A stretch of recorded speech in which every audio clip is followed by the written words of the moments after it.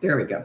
Okay, so welcome to my live. My name is Lisa. I'm a parenting coach. If you go on my website, it's BratBusters.com. You can see my free behavior board, my courses, coaching. I've got a big wait list for that, but I'll get through it eventually. And the podcast called BratBusters Parenting Podcast. It's on all the platforms, and we save it on YouTube if you want to watch it. Anyway, thanks for joining me. Jennifer's in Connecticut. Okay. Yeah, I'm here in Vancouver, Canada. People are always surprised. I mean, I guess not everyone watches the lives, but when I get sort of recognized a lot and they say, "Oh, I didn't know you were in Canada." I think a lot of people think I'm American. I'm actually Canadian and Australian, so I've got dual citizenship. Okay, so let's get going with your questions. Someone already did one, and Danielle's from New York. Hello, Danielle. Because I was asking while we were waiting for people to turn up, I was asking where you're from. Have I got anyone on YouTube? Yeah, I got a few people on YouTube. Okay, so Danielle asks, I'm at a loss with how to deal with my 3.5-year-old throwing things while in a tantrum. Yeah, if they get violent, which is throwing stuff, if they get violent or aggressive during a tantrum, you can physically restrain them. Okay, so if they pick up stuff to throw, you just say no. Or if they're screaming, I wouldn't even say no. You just physically intervene and prevent them from hurting themselves, hurting someone else, or damaging property. Okay? Yeah. But you don't talk to them or look at them or anything. You just physically prevent them from doing that. You just hold them for a minute or so and then let go. If they start up again, like throwing things, then you hold them again. But you do ignore tantrums, but you physically intervene if they're in, those three circumstances. So I just got to have a sip of tea. I've got a mug warmer now, so my tea doesn't go to waste. I used to make a cup of tea and then I would never drink it. So, okay.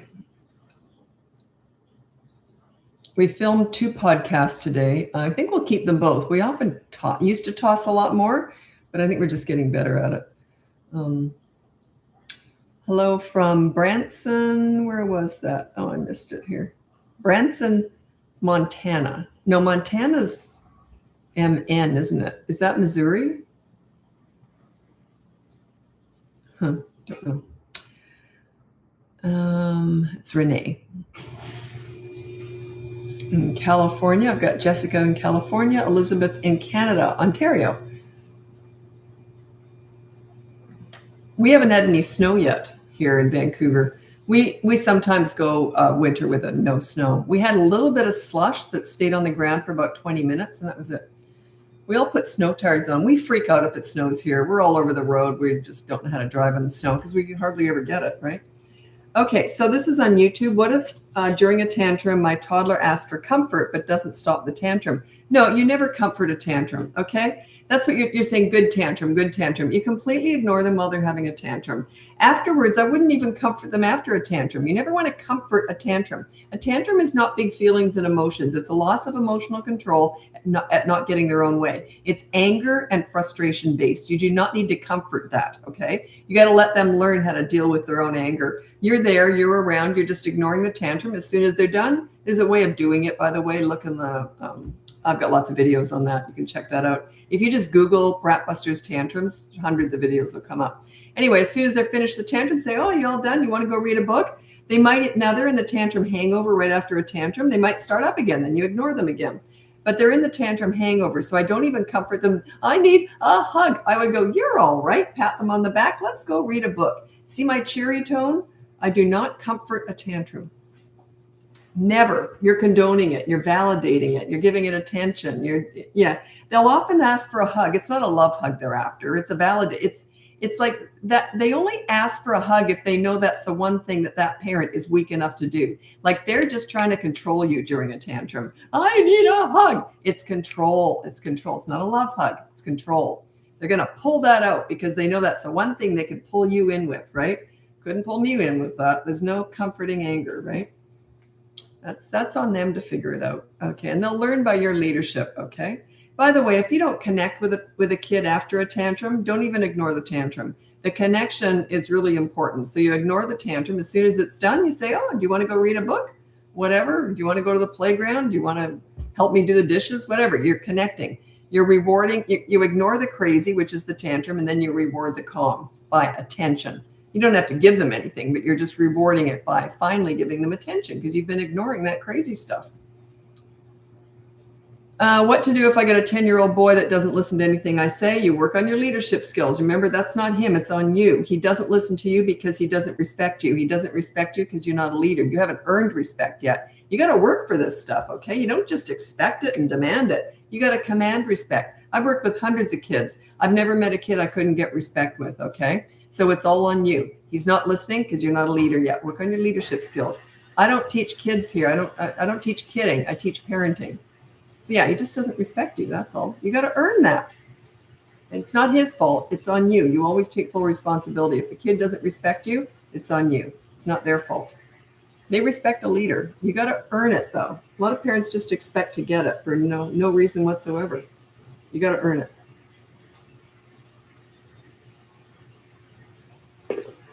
Okay.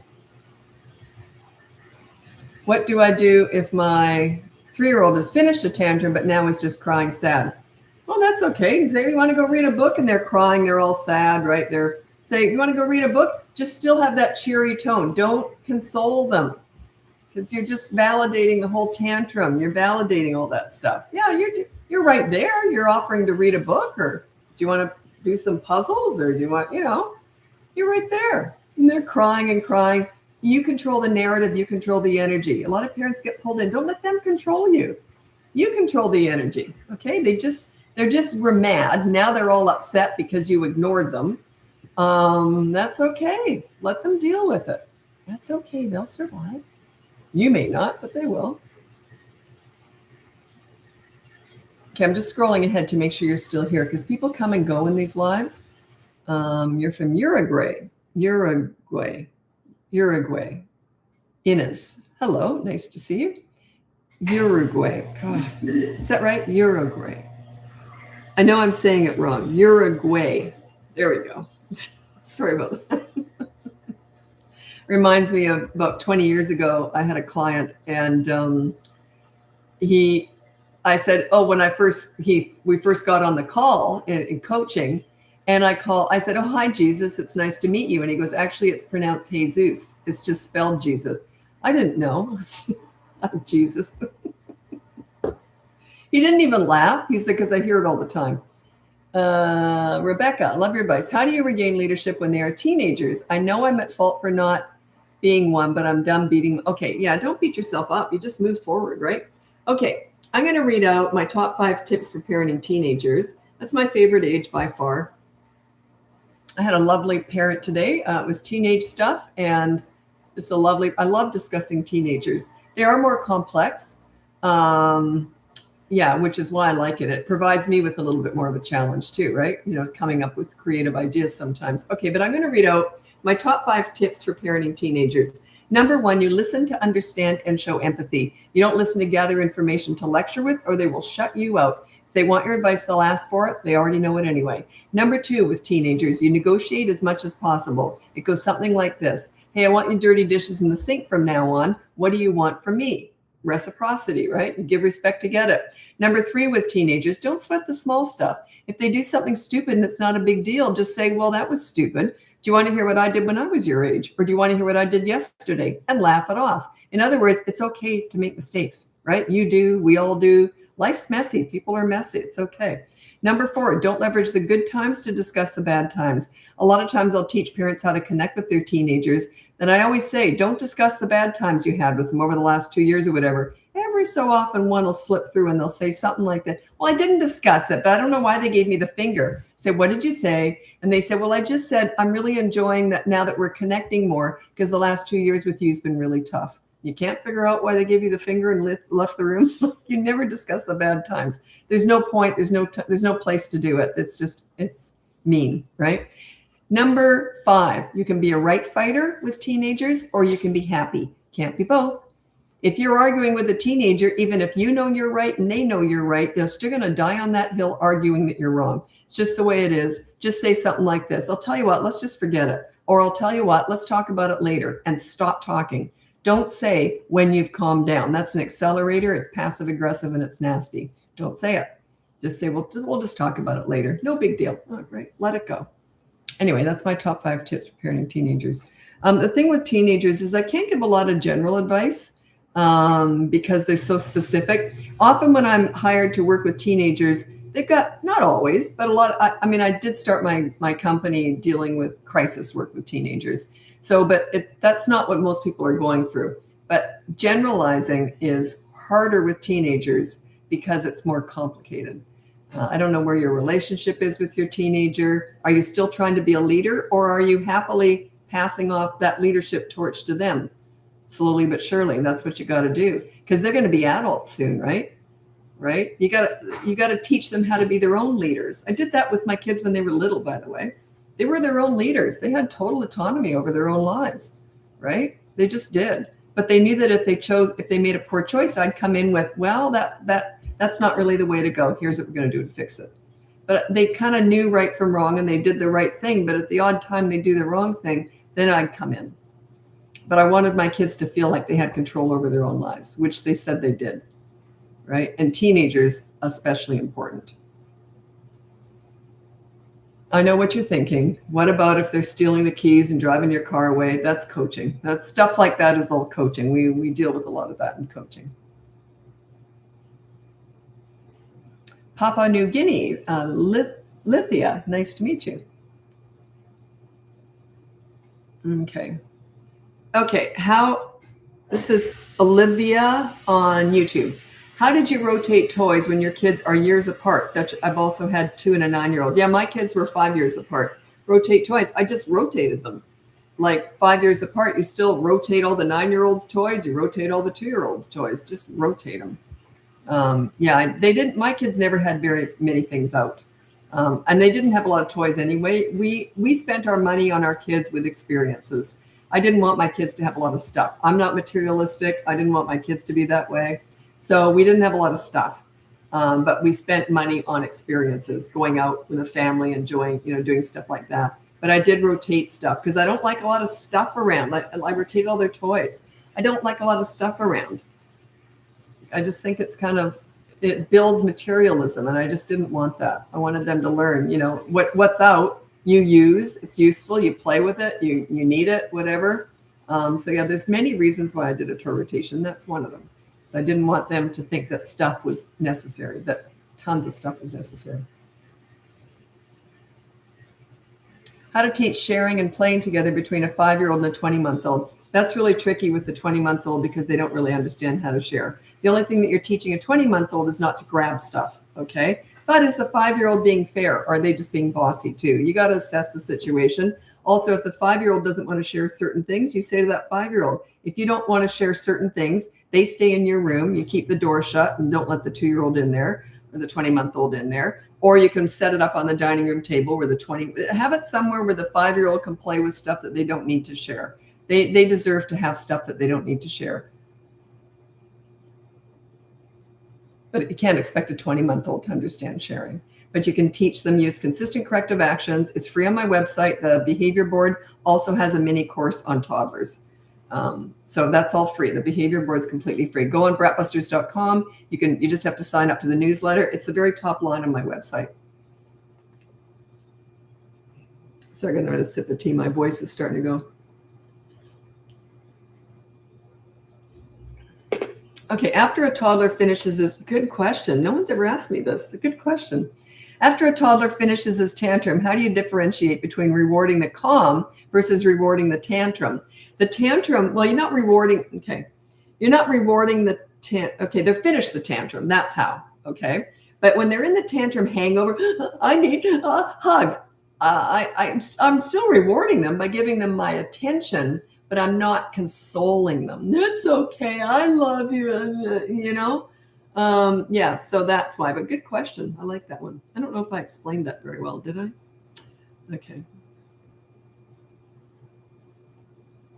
Yeah, you never go in for that real consoling. That's what you want to stay away from, is consoling. Don't look like you feel bad for them. Look like you're just waiting for a bus, looking at your nails, filing your nails. No, you're just waiting as soon as they're done. Oh, you all done? Do you want to go read a book? You see? What's a consistent corrective action for a 25-month-old when he splashes during bath? We don't mind little splashes, but I'm not sure if he knows which are big splashes we don't want. Okay, he's 25. He's kind of getting it. I would just say no and maybe take him out of the tub. I would say no and take them out of the tub. Yeah, probably. You can, I mean, they don't need a lot of cleaning. It's not like you're shaving their armpits or anything, right? They don't have to be in the tub for very long. So if you can't stop the splashing, you just say no. And you said also, which are big splashes and we don't want. We don't mind little splashes. Yeah, you're inconsistent. It's either a splash or it isn't. That's like saying we don't mind a little lie, but we don't like a big lie. I wouldn't allow any splashing, okay? So it's confusing. So yeah. And then if you can't stop the splashing, just say, okay, we're all done, and get them out. That is that's the consistent corrective action, is getting him out of the tub. But yeah, you can't let him splash at all if he doesn't.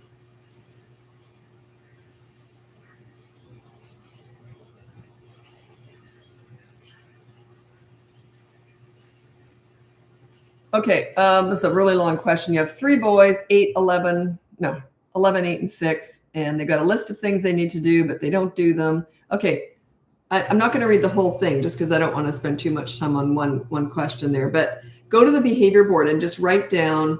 What did you say that I didn't like? There was something. Oh, you said writing lines. I don't do that. I don't see that as a good consequence. I just don't like it. The odd time in coaching that comes up, and sometimes I'll let it go a little bit, but usually I'll say, no, we don't write lines. I want them to do a chore. I want them to do something to contribute, helping towards the housework, like a good deed, right? Writing lines isn't a good deed. If they do something naughty, I want them to do a good deed. So I don't consider writing lines a good deed. But yeah, just start the behavior board and go from there.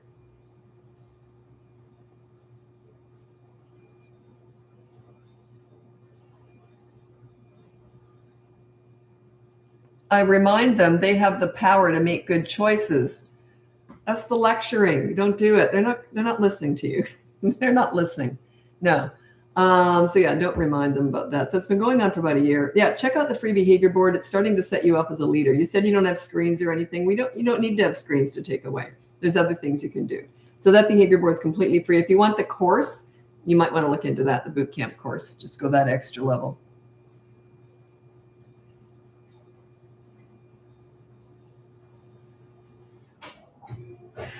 Oh, thanks for that, Jen. I appreciate that.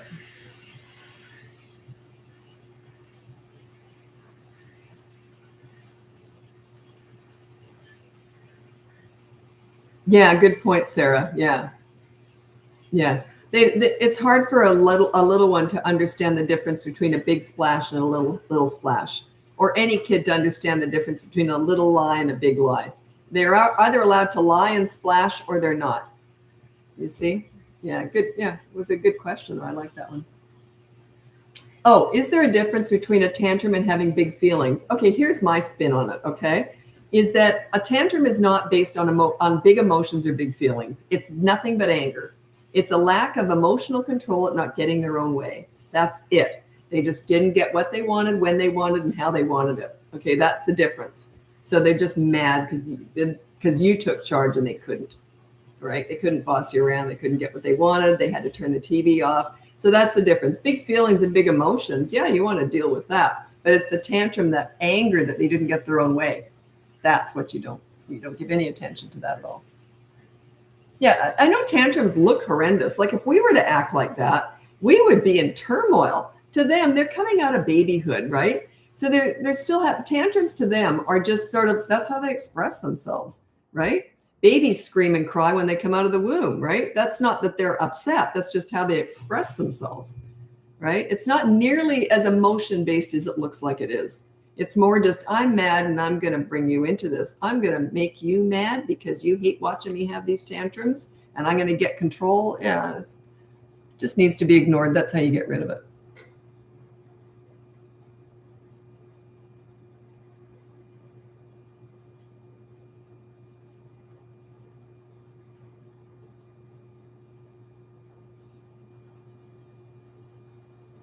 Oops.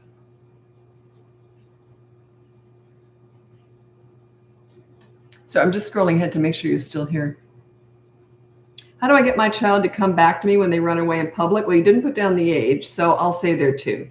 So yeah, I would put them on a leash. And I would say if they're a bit older even, I would say, like even a 4-year-old might run away from you. I'd say, I'll tell you what, That's a life and death situation. I don't want you getting flattened by a bus. Okay. So I'm going to put a harness on you. And when we go out, if you start to run away from me, you're going to get clipped in like that. And then keep them clipped in for the rest of that outing. So I would suggest you do a few fake outings where you don't care if you go anywhere, because they're going to drop and scream as soon as you clip them in. That's okay. It's a life and death situation. I only put one of my kids on a leash once, and it was because he was 18 months old and we were flying. We lived in Australia and we used to visit family back here in Canada. And he was 18 months old, and I clipped him into that leash when we were in the airport for a layover. And because I was terrified we'd fall asleep in the lake, because we traveled for 24 hours with an 18-month-old, and none of us slept in that 24 hours, not even him. So yeah, we kept him clipped into that leash. It was great. Didn't have to worry about him. Do teenagers generally have tantrums or big emotions? Well, they can have both. We all can.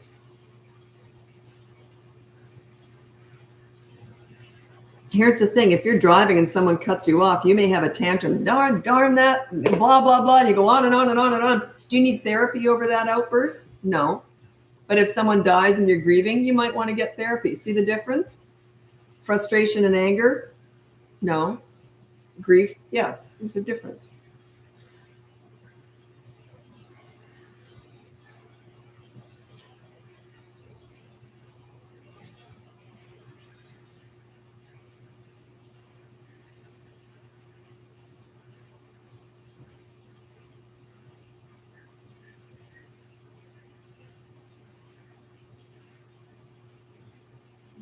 So I'm just reading a big question here.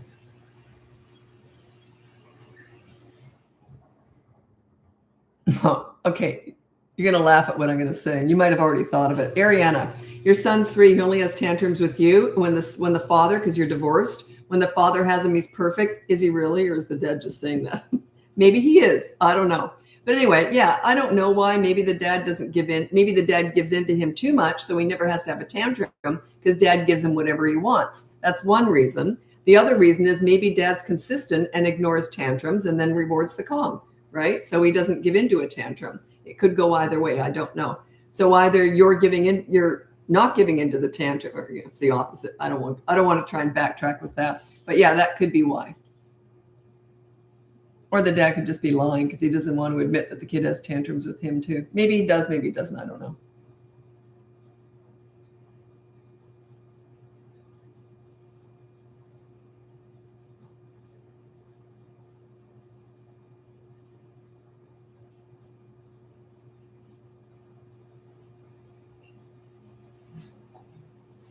Can you get a 4-year-old tantruming because he doesn't get his way and then he hits his sister and locks me out of the room?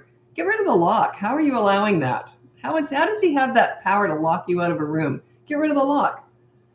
Yeah, you're just arming him with something, right? It's like whenever I have someone who say, what do I do? And in the back seat, my kids get mad and they start to throw things at me. I say, why on earth do you have toddlers who have weapons? Like anything could be used as a weapon, a toy, a drink, or anything. So they just start throwing stuff at your head. Get rid of it all. They don't need to have anything in that car seat. No toys, no drinks, no food, nothing. Right?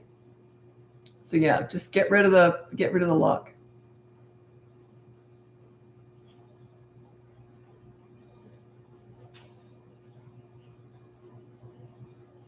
Oh, 2.5-year-old biting, hitting, and all that during a tantrum, throwing themselves on the ground. Just physically restrain them while they're having a tantrum. If they are harming themselves, harming someone else, or damaging property, you just physically restrain them, but you don't look at them or talk to them. And then just hold them for 30 seconds or so. Let go. If they start up again getting aggressive, hold them again, but you don't look at them or talk to them. It's going to make them worse, but that's okay. Okay, the sooner they learn they can't be violent, the better. They'll eventually learn. By the way, tantrums will never end overnight. It's a process. They'll diminish in frequency, duration, and intensity over a period of time. Oops. Okay, I got to go over to Instagram now if you want to join me over there. It's BratBusters Parenting. If not, check out my website. It's BratBusters.com. You can get my free behavior board, my boot camp courses. I have 2 of them, one for toddlers, one for older kids. You can look into coaching. There's a big wait list for that, but I'll get to you eventually. Or you can listen to our podcast. There's no wait list for that. It's called BratBusters Parenting Podcast.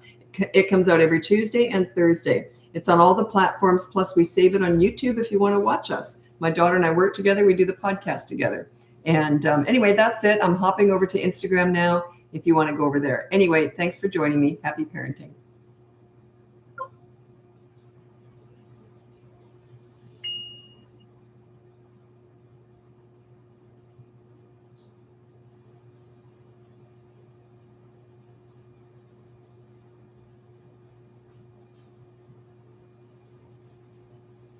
Okay, we'll just wait for everyone to turn up. How did you teach your kids how to solve their own problems? Also, my 3.5-year-old talking back and twisting the truth. How do you stop this? Oh, just put it. You can't do talking back. That's just a sign that you're not a leader. So you can't blame your kids for that. You can never blame your kids for their bad attitude toward you. That's on you. You're not a leader. Work on yourself. But the lying, just put down no lying on the behavior board. Say no lying. And then when he does, there's a consequence. So how did I teach my kids to be problem solvers? I'll tell you what my mom did with me, and I did it with my kids. If I went to my mom with a problem, I'd say, here's my problem. What should I do? She always said the same thing. You're a smart girl. You can figure it out. And then we'd talk. And she was feeding me ideas, but I always thought I was encouraged to problem solve, to think it through. She was feeding me ideas. I did that with my kids. I'd say, when I was your age, something like that happened to me. Here's what I tried. It might work. It might not. I never came across like the authority, like I knew everything. That's ridiculous. Leaders don't do that. Leaders encourage them to be strong, not to show that you're strong. It's just different. So yeah, I encourage them to think it through. And we'd talk about it. And sometimes they'd come up with something a lot better than I would have come up with. They're really good. Both of them are really good problem solvers. They're not whiners or complainers at all. They're both really good problem solvers.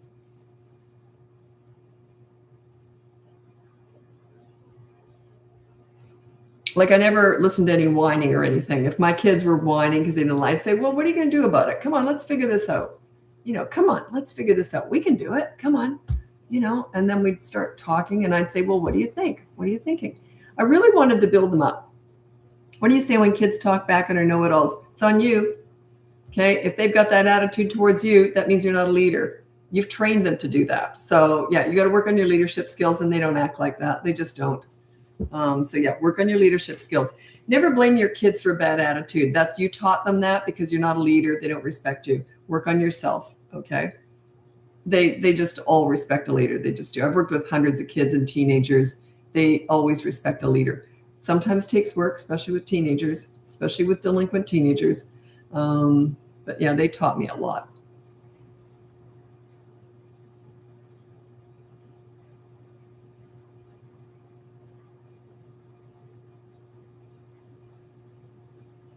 Okay, 9-year-old likes to parent my 6-year-old. I tell her that's my job, which is what I always say. I'm the parent, you're not. She's not wrong when she corrects him, but obviously I don't want her doing that unless it's a safety thing. Does he mind? What's wrong with that? She might be mothering him in a way, but as long as he's okay with it and she's correct, is that a bad thing? I don't know. New here, and I took this advice 100%.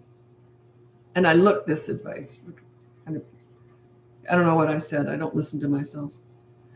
Oh. Can I put talking back on the behavior board you can never put attitude on the behavior board because it's your fault. It's always your fault. If they've got a bad attitude, it's your fault. You can't blame them for something that you caused. Okay? You just can't. You can put your bad attitude on there. Like you're not allowed to show anger, frustration, or disappointment with your kids. It brings out the worst in them. I mean, you can, but you shouldn't. Okay. So, but you can put down no angry tone or no yelling as your rule. You could never do that with them. Their angry tone, their yelling, their attitude, their sass, their back talk, your fault. Don't blame them for that. It's your fault. Okay. The attitude is the very last thing to go away, and it happens organically once you're a leader. Okay, you can never address it. There's no point. It just means that you're not a leader. That's all. It's on you. Got to be careful with that. Don't blame your kids for something you did to them. Okay, you got to take responsibility for that. Sometimes people will say, "Wait a parent shame." What? You love yourself more than your kids? You'd rather shame them? Come on. Yeah, I don't take that very well. Potty training. No, I don't have any tips on it because it's a whole system. It's in both of my boot camp courses. If you want the courses, you'd have to, if you want to know my system for potty training, it's in the courses. It's a whole system. There's no tips on it. It's just a system. Picky eating habits. I don't really have any advice. And the reason is I'm not a nutritionist. I'm not a doctor, but I will tell you what I did with my kids. Okay. It's not advice. It's just sharing a story. So when my kids were little, one of my kids was more fussy than the other, but I knew what they liked. So I always cooked around their taste buds. And they were really good kids. Like if I said to them, look, I want you to try something new, they would try it and they'd be honest about it. They go, no, I don't like it, or I do.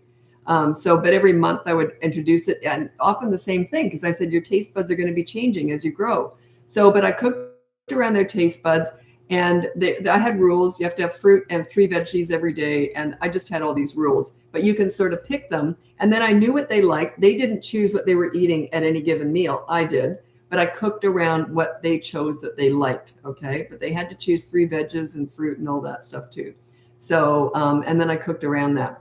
I put cheese sauce on pretty much every single dinner. They love cheese sauce. Now, what do you think I hid in my cheese sauce? Whole bunch of healthy stuff. Okay. I made everything from scratch. God, I hate cooking. I hate it with a passion. I cook with hate, but anyway, I'm a real health food nut. So I made everything from scratch, bread, everything. Anyway, but I put cheese sauce on everything, and it was full of healthy stuff. They had no idea what was in there. So I was very good at getting healthy stuff into them. I got lots of funny stories about that, but I won't go into it. That's not advice because I'm not a nutritionist or a doctor, so I'm not qualified to give you any advice on how to feed your kids. I was just relaying a story about my own kids, right? Okay. Someone said, are you ever going to make a teenage course? I was going to do it this year, but my daughter said we can't. So she's in charge. You can ask her. We're also going to write a book, but the problem is that I would have to we don't need coaching. I just love doing it. It's not a big part of what we need to do in this business, but it's my favorite thing in my business is coaching, and it takes up all my time. So I could cut back on coaching, but I've got a huge wait list for it, and it's my favorite thing to do in my business. And I'd have to cut back on coaching in order to do the teen course and the book. And my daughter said, not right now. So yeah, she's in charge. She runs the show. She does all the marketing and all the planning. And I just do whatever she says. If anyone knows us from listening to the podcast, she's more of a leader in our relationship and I'm more of a follower, but I'm still mom. If push came to shove, I'm still mom. Now, this is a leader, not a bossy person. A leader does what's best for everybody. A bossy person does what's best for them. Huge difference. My daughter's a brilliant leader.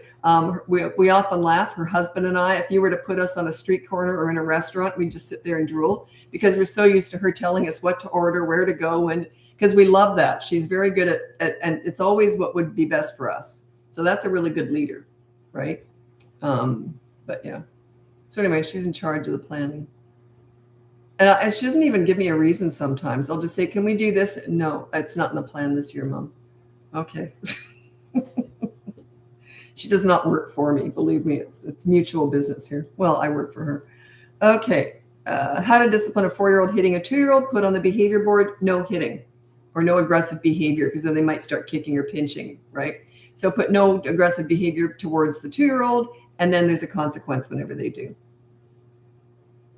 Anyway, check out the BratBusters.com. It's completely free on my website.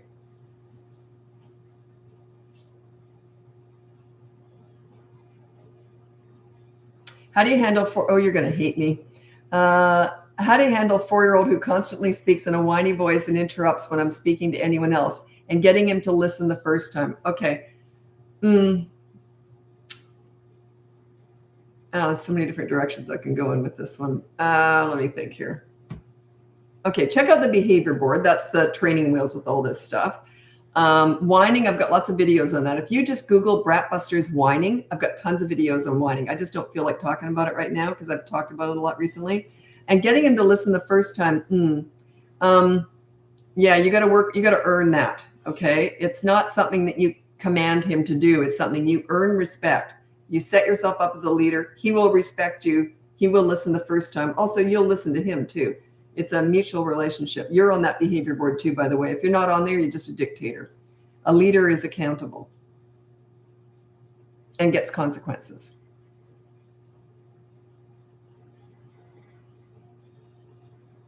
He always shames our children, exactly what you just said.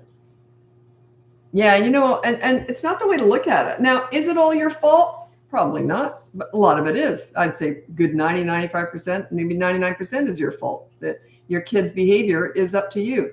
Their behavior between the ages of 3 and 12 is all on you. That's the way I view it. Okay, toddlers are kind of nuts. Teenagers go a little bit rogue in different ways sometimes. But anyway, because they're learning, they're stretching their wings. But yeah, you want to take it that way. You want to treat it like it's up to you. That's what a leader does, right? They don't blame other people. They look to themselves.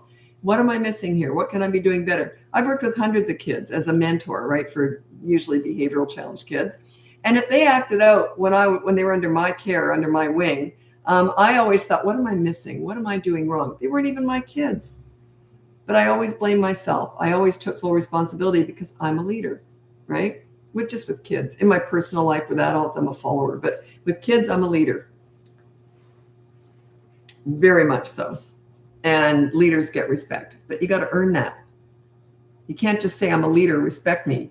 I worked my butt off to get there. And I worked with troubled teens, delinquent teenagers. And they taught me more than anyone else ever did. It was amazing. I learned I got patience out the wazoo. I had no idea I did. But just with them, I don't have patience with adults. They're a pain in the butt. If they're being a pain, I just leave them. But with kids, I want to take them under my wing and help them out, right? So yeah, it's a maternal thing. Oh, good question. Life. Oh, what's that? Just a sec.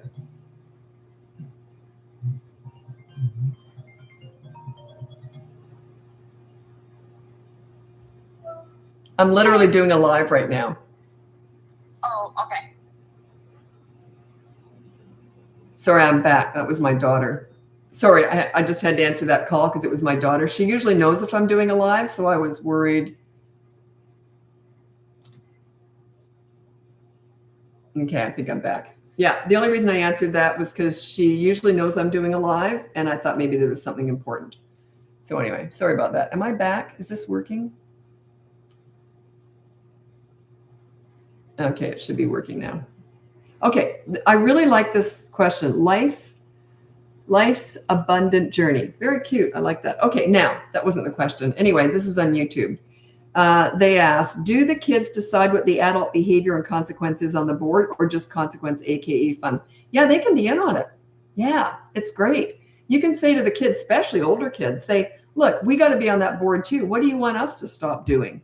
But they might just say, leave us alone or something. Teenagers often say, get off my back, something like that. But it's got to be something concrete, something. If you're yelling, you always put no yelling. But yeah, you can bring the kids in on it, and the consequence for sure. Yeah, what do you want us to do? Like if I got in trouble, my kids really didn't need disciplining because I was a leader from day one. But I was in trouble all the time because I'd say, fine, I'll make muffins or whatever. One of my favorite stories is my kids said, can you please make muffins tonight, right? And now I make healthy freaking muffins. I don't even know why they want them. But anyway, they were full of health stuff. But anyway, can you please make muffins tonight? Sure, kids, I'll make muffins. So they go to bed. They get up the next day, no muffins. I hate cooking. I forgot. So then they said, Mom, you forgot to make muffins. I said, sorry, I promise I'll make muffins tonight. As soon as I said that, they looked at each other and smiled. And I said, I promise. And they go, okay. Sure enough, I forgot. So they go to bed, they wake up the next morning, and they come in the kitchen, a united front, because I had promised to make muffins the night before. They came in the kitchen, they're 8 and 3, my son's 8, my daughter's 3, and they're both smirking. And my son's got this look on his face. And I knew I was in trouble right away. And I said, oh no, what did I do? And he said, remember last night you said, I promise I'll make muffins? I don't see no muffins. He was having a blast with this. I said, darn it, what do you want? And he said, and my daughter's like this beside him. They were loving this. So he said, we've talked about it and we've decided we'd like to go to the water slide park after school today. So I had to take them to the water slide park. You see, it was fun. It was just fun. They loved it when I messed up. They could always come to me. I was always listening because there was such respect going both ways that if they came to me with a complaint, I listened because they would never come to me just to complain about something stupid. If they complained about something and said, we don't like the way you've got this organized or we don't like the way this happens, they were always right. they never came to me and wasted my time, right? Because they were usually right. So yeah, you got to give your kids that control. You've got to give them a say. You got to give them that power over your behavior. You know, a lot of parents expect their kids to respect them, and yet they yell at them. I've never yelled at my kids. I was never yelled at either. That's really disrespectful, is to yell at someone. I was only yelled at once. I often tell this story. I was 26. It was a friend of a friend. Turns out I found out they had bipolar, and they just went nuts over me. Like, they said something to me. I couldn't believe it.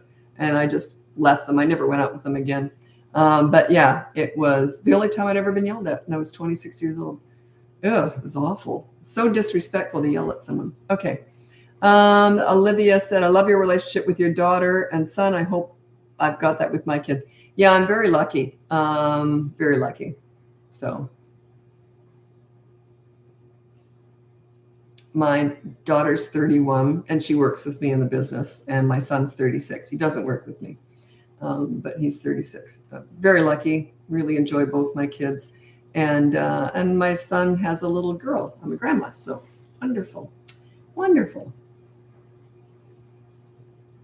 Any tips for single mom feeling overwhelmed with parenthood? Not really, just it is tough. I was a single mom.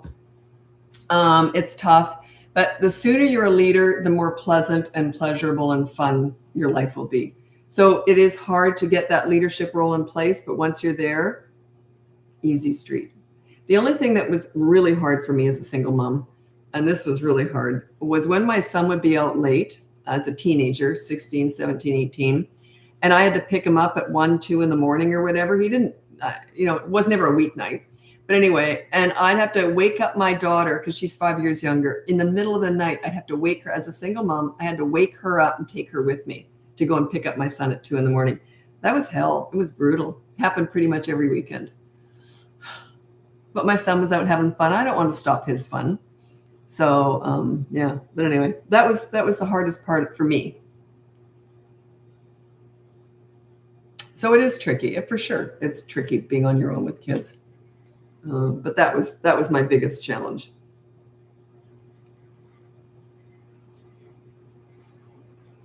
But if we weren't feeling well, I would say to my son, look, can you just come home early tonight, or even not go out? He would just say, sure, okay. Unless it was something really special that he wanted to go to, I'd figure out a way. But yeah, it was tough.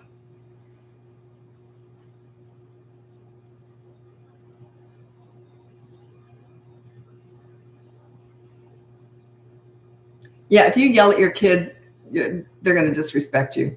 They're not going to respect you. I know it's hard. Now, the reason why parents yell is because it works in the moment, but you know what short-term gain for long-term pain, right? That's what it is. I go for the other, short-term pain for long-term gain. So yeah, and I won't go into it, but I did a podcast, I think it was. We did it a couple of weeks ago. I don't think it was on yelling. I don't remember what it was about. And I cried in the podcast, and I don't even want to talk about it, but it was about yelling. And it's a twisted way. Well, the reason I lied, you wouldn't know why, but unless you've seen it. But no, I never had a curfew for my kids. Do you want me to explain that? It's kind of involved how I managed it. Anyway, no, I never had a curfew for my kids. I think that's ridiculous, personally. Doesn't mean they were out all night, but I never had a curfew. I got a lot of stories I tell about stuff like that in coaching, but it's so more private. So, and even then I'm very careful. You want me to explain that? Okay. What was I saying just a minute ago? Shoot. About yelling. Yeah. Just everyone yells usually. And when they come to me, we always put no yelling on the board. You want to pull away from it. If you yell, you're out of control, because it's anger-based, frustration-based. You're out of control. You're not a leader. You want to learn to stop yelling. But, most parents yell. So were you worried about what happened late that night? Okay. Now, I never had a curfew for my teenagers. The reason is I think they deserve to go out and have fun. If they were having a lousy time, they'd call me or text me and say, can you come pick me up now? If they were having a great time, I'd let them stay out later. Now, how it was done, though, was very specific. Were you worried about what happens that late? No, because most kids that I've worked with who've gotten in trouble often have really strict curfews. They're not even allowed at night because they've gotten in so much trouble in the past. They're getting in trouble at school. Do you know how many families I've worked with where their kids have gotten pregnant at school, like behind the bleachers, in the staff bathroom? They have lookouts watching. That's how they do it. They go behind the stage in the gymnasium. So yeah, they're going to get in trouble, and they do get high or drunk at school. So yeah, if you think you can stop that just by having a curfew, you're wrong. Anyway, here's what I did with my kids. Here was the rule. My son liked to go out really late. My daughter, not so much, but my son liked to go out really late. He was gaming with his friends. That's what they like to do a lot. So, and this is when he was, I don't know, 16, around there. So this was the rule, that he had to call me, not text. He had to call me every 90 minutes, 90, and just basically, yeah, I'm still alive. And I always knew who he was with and where he was, always. And so I trusted his friends, and then I knew them. So every 90 minutes, if he didn't call me, I would just call him. And I would just say, and then it was just like, yeah, and bang. I just wanted to know if he's still alive, right? That was it. Every 90 minutes. Now, if it was going late and he said, Mom, we're right in the middle of a bunch of gaming, it's Saturday night, I'm 17, can I just stay out till 3, 4 in the morning? And I would say, yeah, sure. But he still had to call me every 90 minutes. I put my alarm on my phone. That's how I knew. That's what I did. You got to give a lot with teenagers. That was my choice. I chose to do that as a single mom who had to wake up her younger daughter to go and pick him up 3, 4 in the morning. He was so good about it, though. He'd say, I'm just going to walk home. He was usually within walking distance. I didn't want him walking at that time of the morning at all, but he often would anyway. And then he'd just end up home. But his rule is when he came home, he always had to come up to my bedroom and let me know he was home and all that too. So I had my finger on the pulse. I knew what was going on. I trusted my kids 100%. 100%. So I trusted their judgment. So there you go. But if you've got kids who are going crazy, teenagers who are going crazy when they're out, that's coaching. That's a different scenario, right? Okay, I've got to go. You heard my alarm go, so that means I had to move over. I'm going over to TikTok now. If you want to join me over there, it's BratBusters Parenting. If not, check out my website. It's BratBusters.com. You can get my free behavior board, my boot camp courses. I have one for toddlers, one for older kids. You can look into coaching. There is a big wait list, but I'll get through that eventually. And you can look into our podcast. It's called BratBusters Parenting Podcast, and it's on all the platforms, and we save it on YouTube. If you go on YouTube and you check on the podcast, we have 7 series podcasts in the playlist on YouTube, BratBusters Parenting. And that is all the basics of all this. It goes through all the basic information. We haven't got a book yet, but that would be the closest that we would have to a book. Here's what leadership parenting is in 7 podcasts. We filmed those in 7 days, just meant to be this, to be presented this way. That's where we're sending people. If you want to know about BratBusters and what we're doing and, what I believe in and how I teach, go and look at that 7 podcast series. Anyway, thanks so much. I'm hopping over to TikTok now. Happy parenting.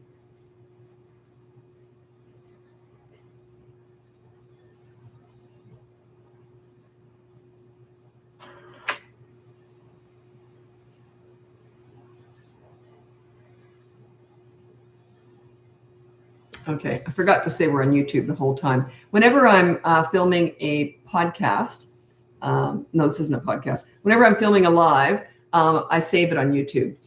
And I stay on YouTube the whole time. YouTube, I haven't looked at it. I think we got 50,000 followers now on YouTube. YouTube's hard to break through. It's a tough one. It used to be easier. But anyway, my kids, not my kids, as I was saying. Anyway, and then whenever I'm doing a live, I'm on YouTube the whole time. And then I hop from Facebook to Instagram to TikTok, my smallest platform up to my biggest. And TikTok's my biggest platform.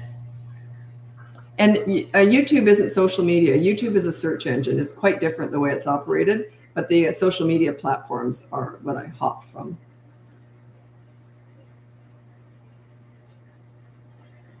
Someone said, every so often I'll get this crazy question. They said, do you own any fur coats? I don't know. Why would you ask that? I'm a parenting coach. Okay, so maybe there's some hidden meaning there. I don't know. Anyway, I'm just going to introduce myself here. Welcome to the TikTok live. How many people have I got? I'll just give another minute, just a sec here. On Instagram, everyone turns up in one big clump. It's the only one that does that for some reason.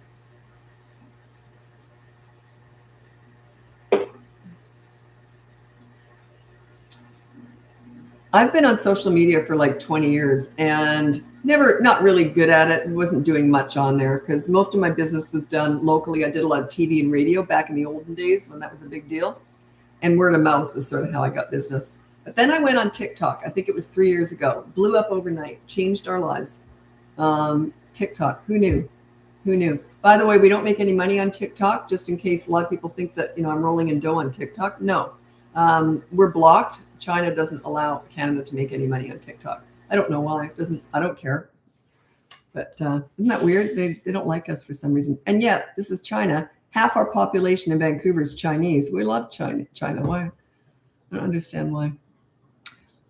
Okay. Oh, thanks for that, Karoshi. Thanks. I hope I pronounced your name right. I'm terrible at that. Best consequences you've seen work for 5-year-olds. Consistent ones. Doesn't matter what it is. It's the consistency, right? Everyone thinks there's a good podcast, a good consequence. But there isn't. It's just consistency. Okay. Olivia, after you do your podcast on teenagers, could you do one on children with learning disabilities? No, I can't. The reason is that that's only in coaching. They're all so different. They're all unique. I do have a lot of experience working with kids with disabilities and just as a volunteer. And so I do discuss that in coaching only because they're specific, right? They're all unique. Boy, I've had some, if you're a parent and you've got a child with disabilities, it's a whole other level of exhaustion, because especially if they're disabled and they have no, it's very physical, especially as they get older and heavier. And I just, have so much respect for these parents who go through that because it's a lot of work. It's a lot of stress. I don't think people, don't think about that if you've got healthy kids, but yeah. So did I introduce myself on here? I don't think I did. I'll do it again anyway. Okay, check out my website, BratBusters.com. You can get my free behavior board, my courses. You can look into coaching. I have a big wait list, but I'll get to you eventually.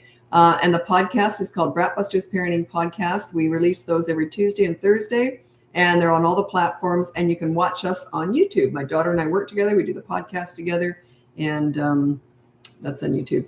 We're just bowled over by how well it did. I think in the first year, the goal was to get 10,000 downloads. Because that's evidently really good because there's millions of podcasts. Really hard to break into a podcast market. So the goal was 10,000 downloads in the first year. We hit 1 million. So in the first year, so blown away. I appreciate that. We already had a big following on social media, which I'm sure had a lot to do with it. But still, we're just blown away by that support, which means I hope that we're helping people and that this is a passion project. This business is, it's business, but the main reason I'm here is to make a difference. It's not that I want you to raise good kids. Yeah, that happens. But I want you to have fun parenting. I want you to enjoy it. I want you to wallow in parenting like I did. It was the most fun time of my whole life. I loved it. Absolutely loved it. Got all that pesky leadership and discipline all sorted out and then just sailed right through. The odd little hiccup, but nothing big. Okay, so that's what I want for you. I want you to enjoy it. Oh, such a good question. Alicia, do you do anything if you can see the child about to misbehave? If they're going to hit someone, yes.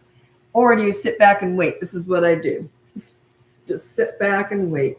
I never try and stop bad behavior. I deal with it afterwards. If you try and stop bad behavior, you're trying to control them. You want them to control themselves. Okay, so yeah, good question. I don't think I've ever been asked that before. Unless they're going to hurt someone, obviously, then I would step in.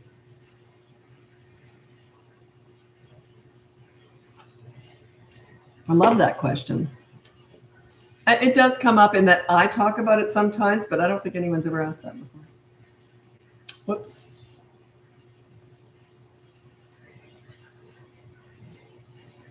Do you have a podcast for preteen? Well, I don't have a podcast for preteens.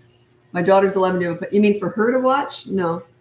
We're very careful what we say on the podcast in that there's no swearing or anything, because a lot of parents are listening while their kids are in the car and that.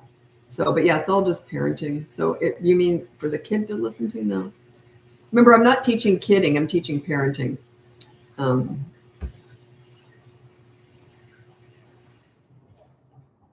Is it bad to tell your kid to be good? Okay. Is it bad for your spouse to tell you to be good? You're going out tonight? Oh, okay. Be good. Is that bad? I would never say that to a kid. It's patronizing. Well, what the heck am I usually? Like, I think it's an insult, to be honest. Yeah, so I wouldn't do it. I'll say, be safe, have fun. Yes, Mom, you say be safe every night. I said, yeah, the one time I don't say it is something will happen. So I always said be safe.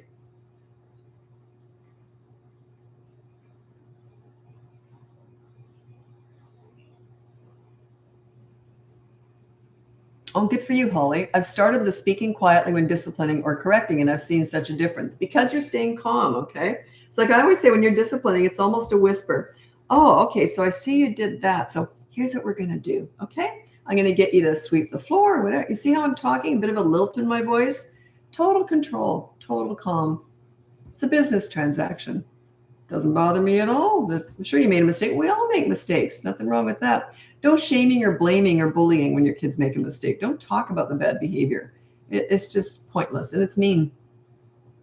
You correct it. You have a consequence for it, but don't discuss it.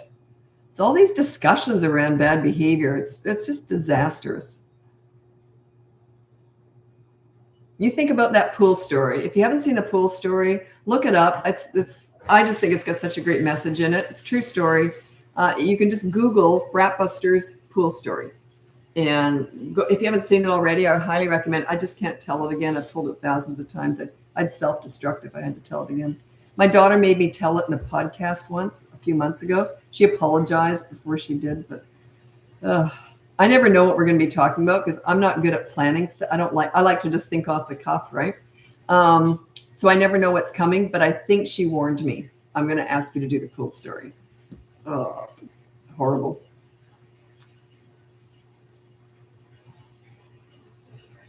Someone said, does the pool kid, but you didn't finish that. I wonder if you're going to ask what I think you're going to ask. And I'd have to confess something. Okay, whenever I tell a story about a kid I've worked with or anything, I've mixed enough stuff up that they wouldn't be sure that I was talking about them. The pool kid. Oh no, that was back in Australia, and that was like 30 years ago. Yeah, it was literally like 30 years ago. But do you understand what I'm saying here? It's a true story, but there's just enough things switched around that they might not know I'm talking about them because I don't want to embarrass anyone or make them feel bad. That's why. Or if their parents are listening. Right? So yeah, I'm careful with that stuff. Very careful. Okay, you have to look at the behavior board. This is TB on TikTok because I'm on YouTube also. It says, can you give examples of consequences? And what if they say no, they're not doing it? That's fine. There's a backup for that. So check out my website. It's called BratBusters.com. And the behavior board is the very first line. It says get access. And the behavior board, it'll explain that. Okay. You always have two consequences for the kids. If they won't do the first one, you've got a backup. And there's nothing they can do about the second one.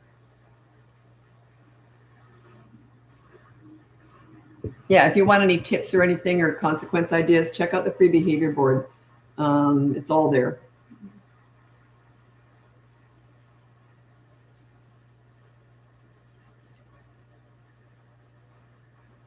I actually have another story. It's a pool story, which I love that story. So many lessons in that. I have one that okay. Would love to hear more stories like the pool story or other families' breakthroughs. That's tough for me because I tell little snippets about coaching, but I will generalize. I can always tell. Oh, hi, Tabitha. I missed you too. I can always tell the second someone turns up to a session if they've had a breakthrough. You know why? They start talking instantly and they usually don't stop for 20 minutes. Like once they've turned that corner and they're a leader now. They've still got some work to do practicing, but once they get it, and this is often, most clients hire me more than just once. But anyway, this is after a few sessions when they really get it and they turn up and they go, I get it. Here's what I've been doing. I did that. And then I remembered you saying, and I listened to a podcast and I went that, and then I did that. And then I just said, okay, here's what we're going to do. And then I said, okay, now let's go out. They are just they just can't stop talking about it. They just get it when they click. It is, and I just sit back and watch.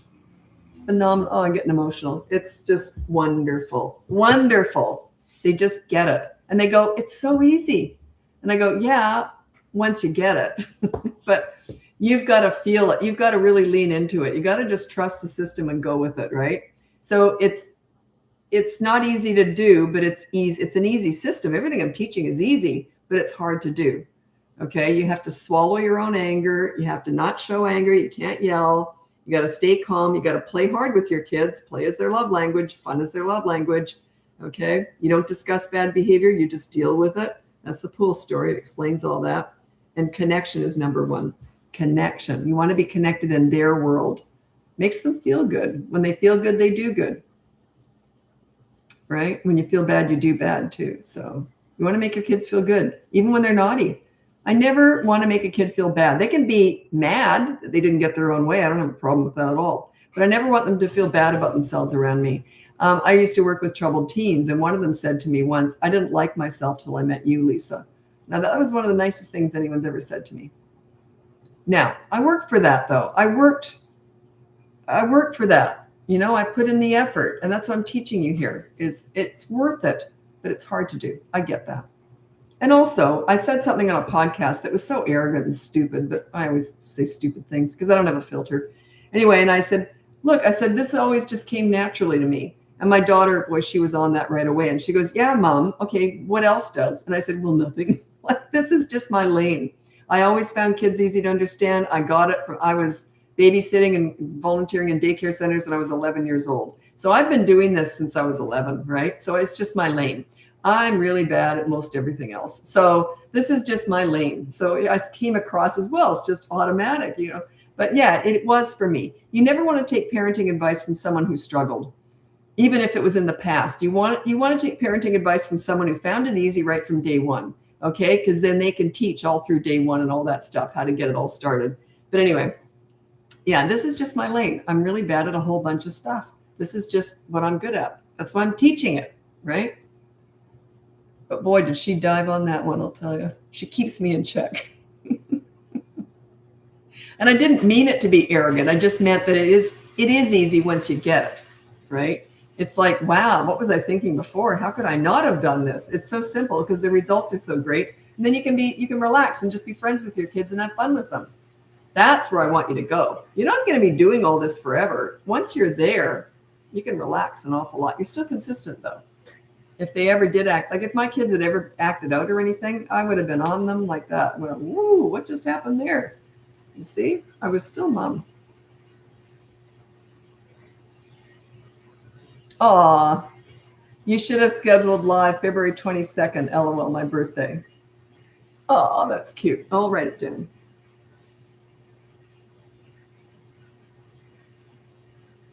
Sorry, Tabitha's a real regular here.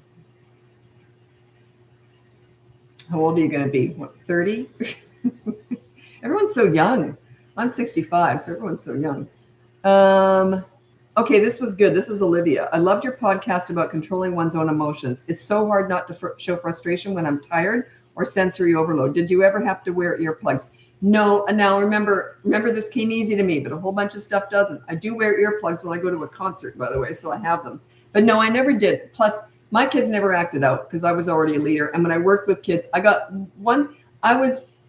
kids never saw me not as a leader. So when I went in, I started leadership right away when I started working with kids. So they never saw me, they never pushed me because they realized pretty quick. A good example of that is I was asked to work with this 8-year-old little boy. And I'd heard about him. He was a handful, but he wasn't in the area that I usually worked in anyway. So they said, would you mind working with him, in the back of the class? Because I was a volunteer mentor, behavioral mentor. So anyway, and I said, sure, okay. So as soon as I met him, I'm like, hi there, I'm Lisa. And he goes, if you don't give me what I want, I'm going to have a fit. And I said to him, bring it on. And I just sat back. He never had a fit. He was wonderful with me. In that moment, he thought, oh, she knows what she's doing. And he relaxed right into it. He was great. Later on, the teacher said, what did you do? And I said, I just asked him to have a fit. But I just said, bring it on. Like, I don't care. That's none of my business. If you have a fit, I'll be over here filing my nails. I don't care. He got it right up like that. The more feisty the kid is, the quicker they are to back down with me. Because what they're really after is a leader. Once they come up against one, they go, oh, finally, whoo, finally, a leader, right?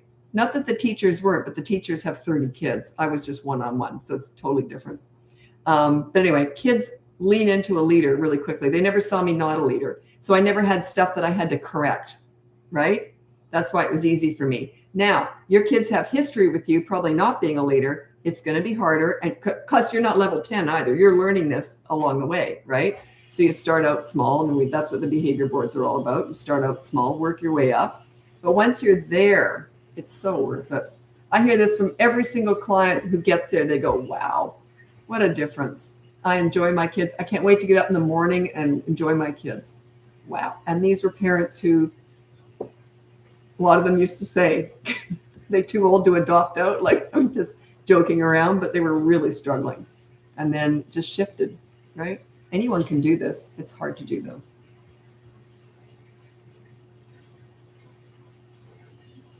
Kids I hang with, them, they said I was turning 32. Oh, okay. How old are 38? Oh, wow. Okay. 38. Yeah, I remember my 30s really well. My 40s, I didn't really start to age until I got carded in a liquor store at 50. Okay, they probably had vision problems, and it was a good day. I had a tan and sunglasses on. But anyway, I can still tell that story. But yeah, I loved my 30s and 40s. I loved it. But I'm 65 now. I like my 60s the best. I'm running out of time. I don't like that part of it, but I love my 60s. So yeah, it's great. 38, so young, so young. My son's 36. Okay, the hardest part for me is Tabitha is facial expressions, being a leader.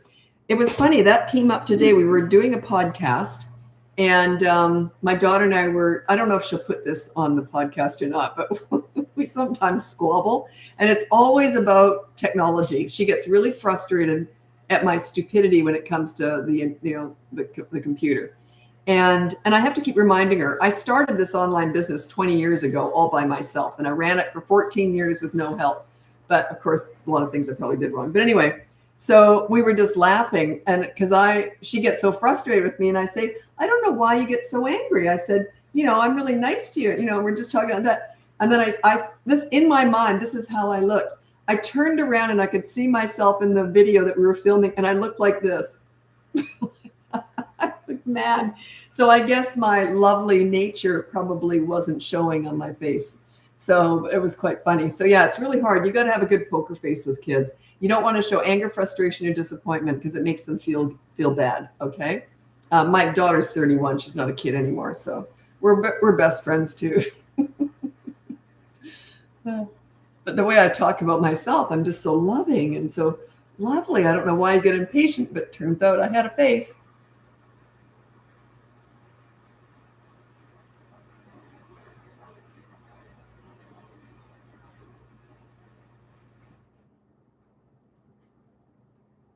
Okay, how do you handle hitting when changing diaper, going to bed, etc.? Okay, well, you just physically restrain them. Like what I used to do. I had a kid once, years and years ago. I was changing a kid who was really aggressive.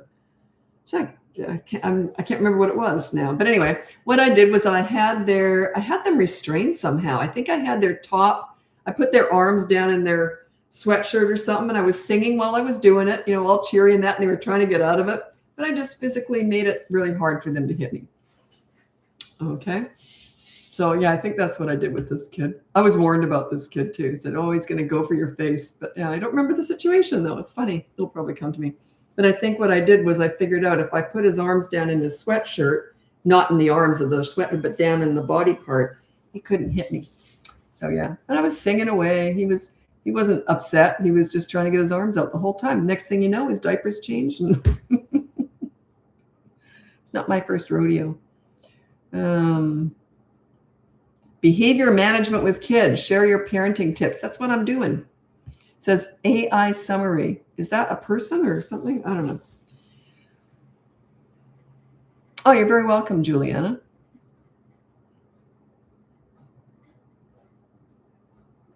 Okay, if you got an 8-year-old who's fighting you with everything, that's not on him, it's on you. Their behavior between the ages of 3 and 12 years old is a direct result of your parenting. Work on your leadership. They don't fight a leader. That's all I'm teaching here. I don't teach kidding. We're not fixing kids. We're fixing and teaching parents. You're a leader. They don't fight with leaders. They just don't. I was babysitting, and I was always the fun babysitter. I play with kids a lot. That's my connection is my strength. Is I really connect with kids, and their love language is play and fun and connection. Anyway, I used to babysit kids a lot, and I was really young when I started. I was 11 when I started babysitting, and I remember one time parents had come home. They'd warned me about this kid, and they said, "Look, you won't be able to get him to do this or that, but just keep him alive." That's all they asked me to do, right? They came home. He had done everything I'd asked him to do. They couldn't figure it out. I didn't know how to explain what I was doing. I was doing what I teach now. It's the exact same thing. I lead with fun, right? But I don't take any crap from kids. And but yeah, I was doing it when I was 11. I just didn't know what it was. I didn't know I'd turn into leadership parenting or whatever. And I never planned on teaching this. It just the teenagers that I worked with told me, "You got to teach this stuff, Lisa." So yeah, it works with all ages, and it's just because I know how to connect with kids and I know how to give them respect, and that's how you get it. It's all on you. It's not on them. So if they're fighting you, you're just not a leader. They just don't respect you. You got some work to do. You got to earn that. Don't expect it. Can't demand it. You can command it, though. That's what I'm teaching here. What's your cheese sauce recipe? My kids love cheese too. Well, I threw a whole bunch of stuff in there, usually a lot of pureed cauliflower, a lot of seeds, healthy stuff like that. But it was just, I don't remember now. I haven't made it in years. I've been vegan for 10 years now. So it's just milk, butter, and cheese, grated cheese. But I threw a lot of veggies in there that were hard to see. But this is cute. My son, the first time, he was probably about 5 or something. The first time he'd ever had pizza outside the house, he came home. He was at a birthday party or something. He goes, "Mom, the sauce was really weird. It was red." My sauce was brown because I made my own pizza dough and pizza sauce. And I used to put spinach in it. So I'd puree spinach into the tomato sauce, and it was brown. He thought that was normal. Oh, my poor kids. I messed them up.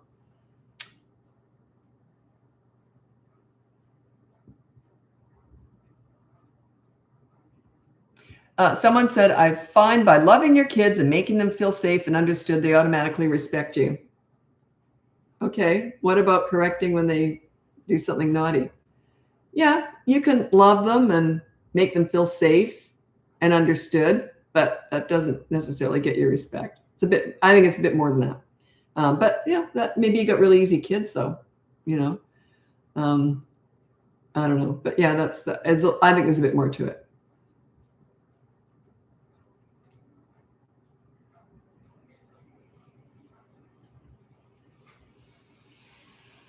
Someone said I got carded last year when I was pregnant. LOL. Yeah, like I said, I think the person who carded me when I was 50 probably had some vision problems. I think their seeing eye dog was kind of a hint there. But yeah, I still talk. I'm still allowed to share that story, right? I didn't really start to go downhill till in my really mid 50s. I started noticing it. And now I'm 65. I'm just hanging on by a thread at this point. But anyway, I love my 60s. I love it. I don't know why. I just do. You have wisdom and you accept a lot more in life. You're more patient. Maybe it's because your brain's not working as well. I don't know. Okay. I'm sorry. It was a question I was going to answer, but I don't have enough. I needed more information, so I won't bother with that one.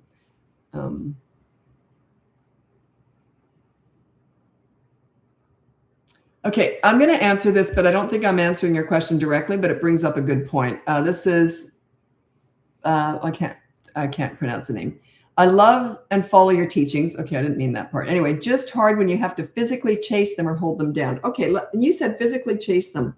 I'll give you an example. Why I wanted to mention that was, let's say you're at the park and you got a kid that you know is going to run as soon as you say we have to go home. I would be, before I say a word, I would be meandering over near them, looking at my nails, looking at my watch, maybe looking at, and then I would hold their hand very quickly and I would say, okay, we're going now. I wouldn't even give them an option of running. I would be very sly and I would have their wrist. You don't hold their hand, you hold their wrist. Okay, it's easier for them to slip out of a handhold, but just take their wrist, say, okay, we're going now. and then there you got them, right? You want to prevent the run because it's dangerous. Oh, someone said I look good. Yeah, it's the filters. I don't have filters. Listen, and I talk like this because I want you to have hope about getting older. I work out every day. I've still, I have some physical problems with old injuries because I used to be super into fitness and too much. So I've got lots of injuries. But you can still be active and, your brain's sort of a little bit melted away, but still sort of functioning. It's a bit rattling inside there a little bit now, but this was so funny, though. I was running across the street on my way to the gym, and I told this story like a couple of years ago. I was running across the street, and I guess I was jolting. Like, I'm not a runner because I broke my back when I was a kid. I've never been able to run, but I can sort of run a little bit to cross the street. So I'm running, and when I was running, I could feel the skin on my skull jiggling. And that's age. When you're younger, your skin's hanging on, your flesh is hanging onto your skull. And I thought, geez, my flesh has come away from my skull. That's old age. Oh my God. Isn't that gross? I could feel it jiggling. Sorry about that. I hope you weren't eating dinner. Okay.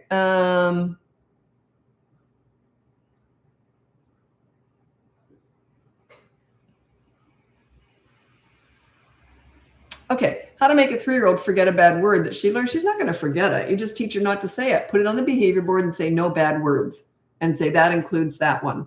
And then just have a consequence when she does. That's a perfect thing to put on the board. Okay, I have to go because I just realized I've got a lot of work to do still. I leave a lot till the very last minute. I don't know why I do that. Anyway. So thanks so much for joining me. Check out my website. It's BratBusters.com. You can get my free behavior board, my courses. I have 2 of them, one for toddlers, one for older kids. You can also look into coaching with me one-on-one. There's a huge wait list for that, but I will get to it eventually. And you can listen to our podcast if you want. We do 2 a week, Tuesdays and Thursdays. It's called BratBusters Parenting Podcast. It's on all the platforms. And you can watch it if you want to. You can watch it on YouTube. By the way, we have that 7-series podcast teaching you all the basics of parenting. And that we did that because we don't have a book yet. It's sort of like a bit of an imitation book. It's all the basic stuff. Anyway, thanks so much for joining me. I'll be back again soon, hopefully. Happy parenting.